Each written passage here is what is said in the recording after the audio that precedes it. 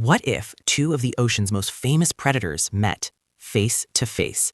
On one side, the great white shark, the animal that made half the planet scared to swim. And on the other side, the orca, also known as the killer whale, an animal so intelligent it literally teaches its kids how to hunt. And here's the first shocking fact most people don't realize. The orca isn't actually a whale. It's the largest member of the dolphin family. Yes, that terrifying black and white apex predator, technically a giant, highly intelligent dolphin. And here's another interesting fact. Great white sharks are responsible for around 4 to 10 human deaths per year worldwide, based on recent data. And orcas? 0 confirmed fatal attacks on humans in the wild. Not one. But today we're answering the big question. If an orca and a great white shark fight one-on-one, who actually wins? Let's simulate it. Size and weight. Great white shark. Length, about 4 to 6 meters, 13 to 20 feet. Weight, 700 to 2,200 kilograms, 1,500 to 4,800 pounds. Big, powerful, terrifying.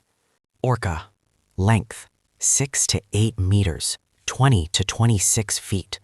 Weight, 3,000 to 6,000 kilograms, 6,600 to 13,200 pounds. So yeah, in simple terms, the orca is way bigger, way heavier, and built like a tank with a brain. If this were a boxing match between orca and shark, the shark is fighting 2 weight classes up. Bite force. Let's clear this up. This is where a lot of people get confused. You've probably heard, great whites have the strongest bite. They do have an insanely dangerous bite, but here's the corrected fact. Great white shark bite force, estimated around 4,000 psi, serrated teeth designed to slice flesh and cause massive bleeding. Now the orca's bite force, estimated up to 19,000 psi. That's several times stronger than a great white's bite. Now, important note, orca bite force hasn't been directly measured, because good luck asking one to bite a sensor, but based on jaw muscles, skull structure, and comparisons, the estimate is widely accepted. So yes, orca likely has the stronger bite. And unlike sharks, orcas don't just bite and leave. They grab, crush, shake, and drown. Intelligence. This is the real game changer. This fight isn't just about teeth, it's about brains. Great white shark. Smart for a fish. Excellent instincts. Perfect ambush hunter. But sharks mostly runs on instinct. Orca, on the other hand, one of the smartest animals on Earth, can recognize individuals, can plan attacks, can teach hunting strategies to others, has culture. Different pods hunt differently. Orcas don't just fight, they solve problems. Sharks don't. Real tactics. This is not theory.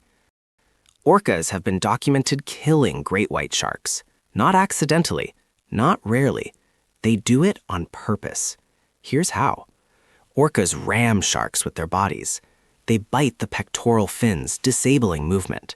They flip sharks upside down, causing tonic immobility, temporary paralysis.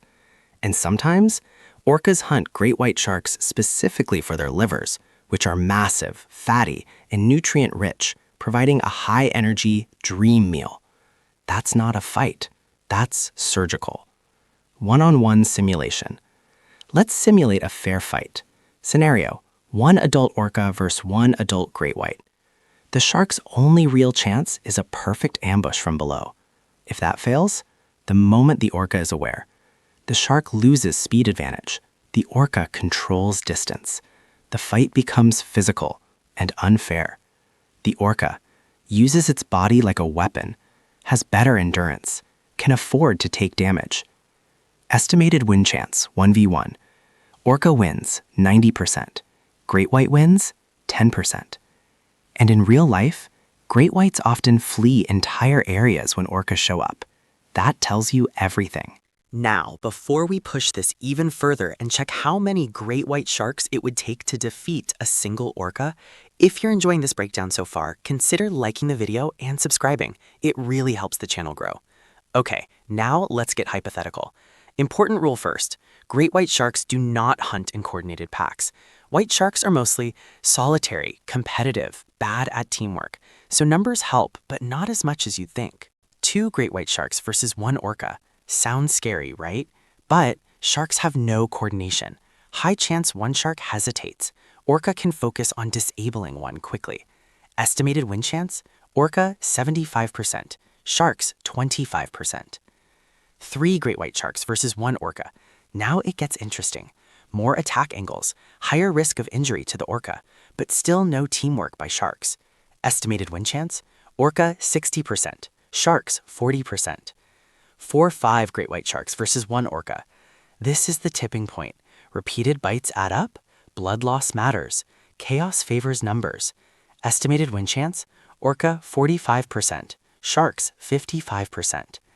6+ great white sharks versus one orca. At this point, orca is overwhelmed. Too many bites, stamina and injuries decide the fight. Estimated win chance? Orca 25%, sharks 75%. But remember, this is very hypothetical. Sharks don't actually attack like this in real life. Why sharks lose territory to orcas? Here's a shocking fact. When orcas enter an area, great white sharks leave, sometimes for months, sometimes for years.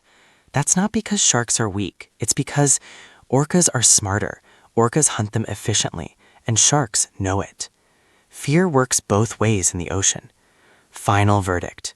One-on-one, orca wins most of the time. Why?